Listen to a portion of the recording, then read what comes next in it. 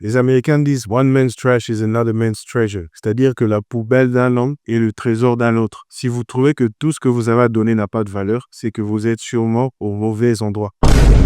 Avez-vous l'impression que votre lieu de travail ne vous apprécie pas à votre juste valeur? Ou pensez-vous peut-être que vous iriez beaucoup plus vite si vous suiviez vos propres initiatives? Eh bien, c'était le cas pour Alain, directeur de logistique dans une entreprise de fabrication des produits divers, qui a passé sa vie à gravir les échelons professionnels. Issu d'un milieu modeste, Alain était le premier de sa famille à avoir décroché un diplôme prestigieux et un haut poste dans une des plus grandes entreprises de la ville. Pendant des années, il a livré des résultats impressionnants, se montrant toujours fiable. Mais à cause des lourdeurs administratives et des jeux politiques dans son travail, ses efforts étaient souvent noyés dans la masse, sans jouir de la reconnaissance qu'il méritait. Puis un jour, c'est le coup de grâce, lorsque, après avoir triplé les revenus de la compagnie, Alain n'obtient toujours pas la promotion qu'il espérait obtenir. Et en plus, va la perdre à un autre collègue qui était simplement plus habile aux jeux politiques de l'entreprise. Débouté et frustré, Alain commence à se poser des sérieuses questions sur son avenir. Vous voyez, Alain est le genre de personne qui a vu ses parents lutter pour joindre les deux bouts du mois. Il s'était promis d'atteindre des niveaux de réussite financière que sa lignée n'avait jamais vu avant, mais son objectif semble retourner au rêve avec ce qui suivit de son employeur. Un soir, en regardant des vidéos sur le net, Alain va tomber sur un coach qui va complètement lui éclairer l'esprit. Gagner de l'argent, c'est servir les gens,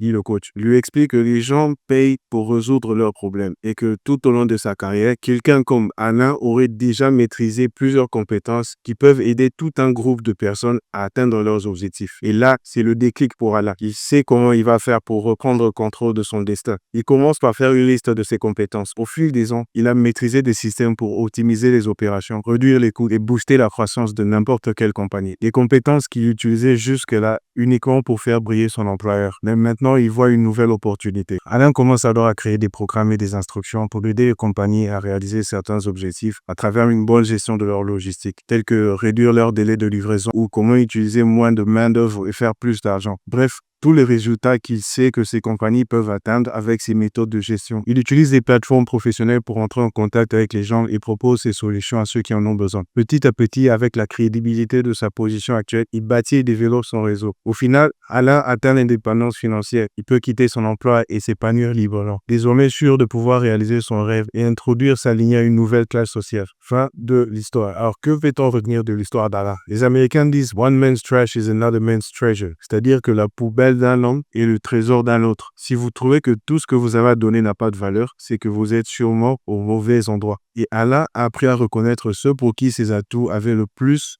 de valeur dans le marché. Son seul employeur qui ne prend pas sa juste valeur ou la myriade de petites entreprises qui n'ont aucune idée de ce que les grandes compagnies savent faire. Donc, trouvez le résultat rêvé d'un certain groupe de personnes que vous êtes en mesure de les aider à atteindre avec votre expertise particulière. Comme le coach dans l'histoire a dit, gagner de l'argent, c'est servir les gens. Et ça peut être un truc aussi bête que savoir comment faire des oiseaux en papier qui volent ou quelque chose comme ça. Vous pouvez créer une école, vous apprenez ça aux enfants. Les parents vont venir déposer leurs enfants là-bas pour qu'ils passent un temps à faire des activités intellectuellement stimulantes et quelque chose comme ça. Donc, quel que soit ce en quoi vous êtes un expert, et un groupe de gens pour qui vous avez la réponse à leurs problèmes. Et c'est ce groupe de personnes que vous devez apprendre à reconnaître et trouver dans le marché. Voilà, j'espère que cette vidéo vous a plu et on se retrouve à la prochaine.